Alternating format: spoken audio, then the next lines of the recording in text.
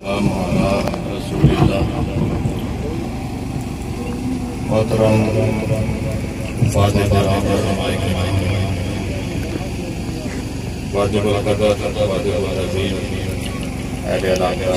हमारे सारे मेहमान हैं और तशरीफ लाए और इस तफसील ग्रुप में आप खड़े हैं। मैं आपका दिन की अमीर को बड़ी गहराई से शुक्रिया अदा करता हूँ। आज हमारी खाला जाना करने के लिए आए हैं। खास कर खास के लिए साथ दे रहे हैं, फिर भी साल सवाल की दो चार बातें आपके समाज से प्रस्तुत करता हूँ। हुजूर वाला आए रोज देखें कि ये जुदाइयाँ के लिए हमारे जिले में व्यवस्था हो रहे हैं और हमारे बड़े और बड़े जिनके बंधन में बंधे हुए आहिस्ता आहिस्ता दुनिया पानी को छोड़कर हमसे रुखसत हो रहे हैं। सौन को बिल्कुल सादा सादा। कुछ दिन पहले हमारा फैमिली का अजीम असासा अजीम मजहबी रहनुमा हज़रत अल्लामा अब्दुल रज़्ज़ाक़ नक्शबंदी साहब इस दुनिया फानी से रुखसत हुए। अभी वही जख्म हमारा ताज़ा था कि ये जुदाई का दूसरा तीर हमारे जिगर में बर्दाश्त हुआ, लेकिन हम अल्लाह के रज़ा का राज़ी हैं, इसलिए कि आप जानते हैं कि दो हकीकतें ऐसी हैं जो यूनिवर्सल ट्रूथ हैं। एक ज़ात बारी ताला और दूसरी मौत। इस मौत की वादी से, मौत के रोशनदान से हर शख्स ने गुजरना है। हमारे आका ने फरमाया कि लज़्ज़तों को खत्म करने वाली मौत को कसरत से याद किया। आका का ये फरमान हमें इस बात की तरगीब दे रहा है कि कहीं ऐसा ना हो कि दुनिया की रंगीनियों में और दुनिया की मिठास के अंदर और दुनिया के जज्बों के अंदर कहीं तुम गुम होकर अल्लाह तबारक व तआला के अहकामात को भूल जाओ, रसूलुल्लाह की तालीमात को भूल जाओ और इस आर्जी जिंदगी में आखिरत के लिए तुम कुछ हासिल ना कर सको। इसलिए आका ने फरमाया कि लज़्ज़तों को खत्म करने वाली मौत को कसरत से याद किया। जब मौत याद रहती है तो बंदा फिर अपने दामन को गुनाहों के कांटों से बचाने की कोशिश करता है और अपनी जिंदगी नेकियों के चमन में बैठ कर वो गुजारता है। और असल वही जिंदगी है जो बाद में आने वाली जिंदगी के लिए नफा बख्श साबित हो। ये जो हमारी आर्जी जिंदगी है, इसके बाद हमने एक सदाबहार और एंडलेस और एवरलास्टिंग जिंदगी की तरफ जाना है। ये जिंदगी उस जिंदगी को संवारने के लिए अल्लाह पाक ने हमें अता फरमाई है। हमें ये चाहिए कि इस आर्जी जिंदगी में दुनिया की रंगीनियों के अंदर उस रब को जिसने हमें पैदा किया उसको भूल ना जाए। हज़रत अली रज़ी अल्लाह तआला अन्हु का एक कौल है जिसको इमाम बुखारी ने भी नकल किया और मुसन्नफ इब्न अबी शैबा के अंदर भी मौजूद है। आप फरमाते हैं कि दुनिया गुजर रही है और आखिरत आ रही है। इन दोनों के बेटे हैं,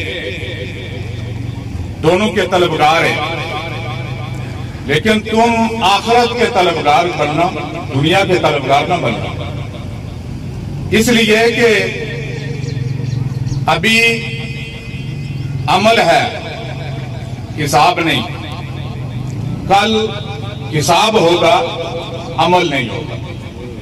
ये दुनिया दारुल अमल है और आखिरत दारुल जज़ा और दारुल हिसाब है। वहां जो हमने हिसाब देना है और जो कुछ हमसे पूछा जाएगा, हमें चाहिए कि हम इस दुनिया की जिंदगी में उन मराइल से गुजरने के लिए अपने आप को तैयार करें। ये मेरी बात तावीज बना के गले में डाल लें, ज़हन के कैनवस पे अच्छी तरह इसको मुत्तसम कर लें। आफ्टर डेथ हम में से हर बंदे ने 3 मराइल से लाजमी गुजरना है। पहला मरला अकायद का, ईमान का मरला है। हमें चाहिए कि आज फितनों की जलगार है, अल्हम्दुलिल्लाह हमारा उस खानदान के साथ ताल्लुक है कि हमने हमारे नाना जान अल्लाह उनके दर्जात बुलंद फरमाए,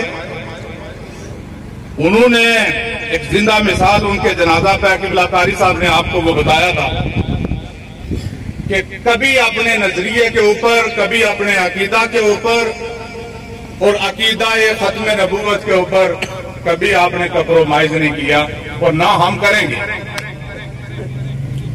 तो हमें चाहिए कि इस पहले मरहले से गुजरने के लिए हम अपने ईमान की फिक्र करें, अपने ईमान को इन फितनों से बचाएं। उसके बाद दूसरा मरहला हकूकुल्लाह का मरहला है और तीसरा मरहला हकूकुल इबाद का मरहला है। हकूकुल्लाह में हमारे ऊपर जो हुकूक हैं, आप उलमा से अहले इल्म से सुनते रहते हैं कि अहले इल्म ने कुरान और हदीस की रोशनी में उन हुकूक को दो हिस्सों में डिवाइड किया। नंबर 1 हकूकुल्लाह और नंबर 2 हकूकुल इबाद। सबसे पहले तो हमारे ऊपर अल्लाह के हुकूक है। अब इसकी एक तवील लिस्ट है, सारी डिटेल बयान करने का वक्त नहीं है, लेकिन अल्लाह के हुकूक में से सबसे पहला हक है कि उसको वहदहुल्ला शरीक माना जाए, सबसे ज्यादा उस अल्लाह से मोहब्बत की जाए। खुशी का मौका हो या गमी का मौका हो, हर हाल में अल्लाह की मोहब्बत का दामन हमारे हाथ से नहीं छूटना चाहिए। उसके बाद अल्लाह के अहकामात उनके ऊपर अमल किया जाए। और हमारे यहाँ एक बड़ा नादानी की वजह से, गफलत की वजह से, कम इल्मी की वजह से एक जुमला लोग बोल देते हैं, भाई हुकूकुल इबाद पूरे करो, हुकूकुल्लाह का मामला जो है वो अल्लाह वैसे माफ फरमा देंगे। यानी हम ऐसे जुमले बोलकर हुकूकुल्लाह के मामले को बड़ा हल्का सा लेते हैं, बड़ा लाइट सा लेते हैं। तो सबसे पहले तो एक मुस्लिम के ऊपर अल्लाह के हुकूक है, उसके बाद हमारे ऊपर हुकूकुल इबाद है, रिश्तेदारों के हुकूक, पड़ोसियों के हुकूक, औलाद के ऊपर माँ बाप के हुकूक और माँ बाप के ऊपर औलाद के क्या हुकूक है, और शोहर के ऊपर बीवी के क्या हुकूक है और बीवी के ऊपर शोहर के क्या हुकूक है। ये पाकीज़ा हुकूक हैं जिनका हमने अपनी इस जिंदगी के अंदर ख्याल रखना है। और ये पाकीज़ा रिश्ते जो मैंने आपको गिनवाए, ये अल्लाह तबारक व तआला ने हमको बड़े सुथरे और बड़े पाकीज़ा रिश्तों के बंधन में बांध के रखा हुआ है। हमें चाहिए कि हम इन रिश्तों की कदर करें। फैमिली के अंदर अगर कोई मामला हो भी जाए तो कभी ऐसा लहजा अख्तियार न करें कि करीबी रिश्ते और अदब वाले रिश्ते और मोहब्बत वाले रिश्ते अपने नादानी की वजह से हम तोड़ दें। भाइयों का रिश्ता, चचा का रिश्ता, मामू का रिश्ता, माँ बाप का रिश्ता, ये रिश्ते बड़े प्यारे रिश्ते होते हैं और हमें चाहिए हम जिंदगी में रिश्तों की कदर करें। और हम मोहतरमा हमारी खाला जान, इनके बेटों ने अल्लाह के फजल से बड़ा, इन्होंने पहले मुश्किल वक्त गुजारा, लेकिन इनके बेटों ने मेहनत मजदूरी की और मैं इस बात का गवाह हूं कि इनके बेटे अपने माँ बाप के साथ बड़े वफादार हैं। माँ के साथ रिश्ता वफादारी को इन्होंने खूब निभाया। अल्लाह इनको अजर अता फरमाए। और फिर एक और बात आज कर दो आखिरी, कि मैंने हुकूकुल्लाह की बात की, हुकूकुल इबाद की बात की, लेकिन एक बात और भी ज़हन नशीन कर लें कि दीन इस्लाम कितना प्यारा दीन है, कितना नफीस और सुथरा और मुज़क्का दीन है कि ये दीन हमारे वो रिश्तेदार जो हमें छोड़ के कब्र में जाकर डेरा लगा लेते हैं, आलमे बरज़ख में चले जाते हैं, दीन इस्लाम इतना प्यारा दीन है कि ये दीन हमें उनके हुकूक भी बताता है। वो जो फौज शुदा हैं उनके हुकूक भी दीन इस्लाम ने बयान किए। अब कोई अजीज रिश्तेदार अगर फौत हो जाए तो पहला हक उसका यह है कि हम उनकी नमाज जनाजा पढ़ें।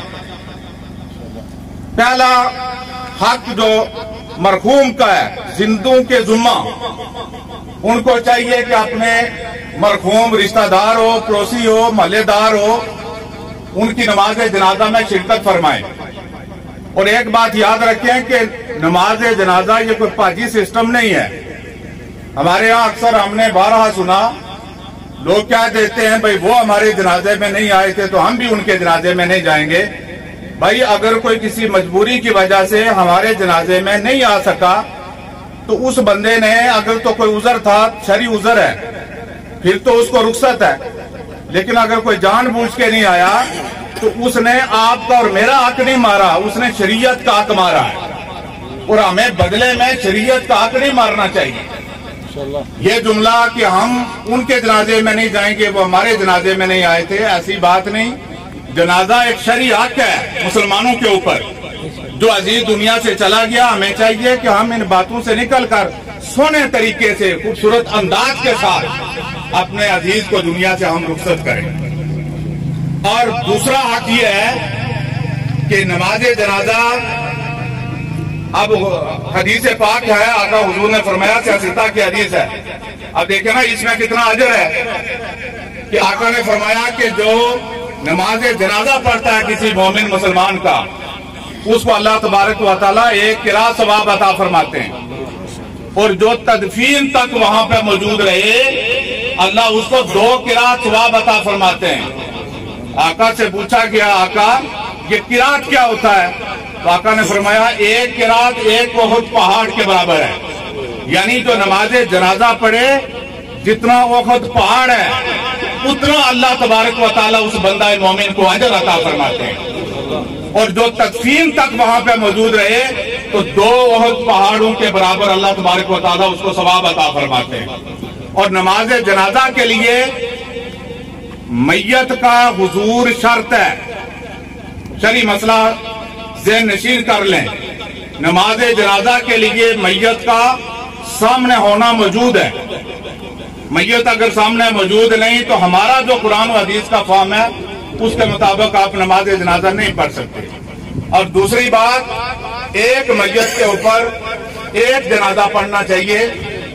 जनाजों की रिपीट अगर गुरसा जनाजा पढ़ लें तो उसके बाद फिर बाकियों को नमाज जनाजा दोबारा नहीं पढ़ना चाहिए। एक मैयत पर एक ही जनाजा मशरू है। तो मैं आखिर में आप तमाम अहबाब का एक मरतबा फिर शुक्रिया अदा करता हूँ कि आप तशरीफ लाए और इतनी दूर तक खड़े रहे। अल्लाह पाक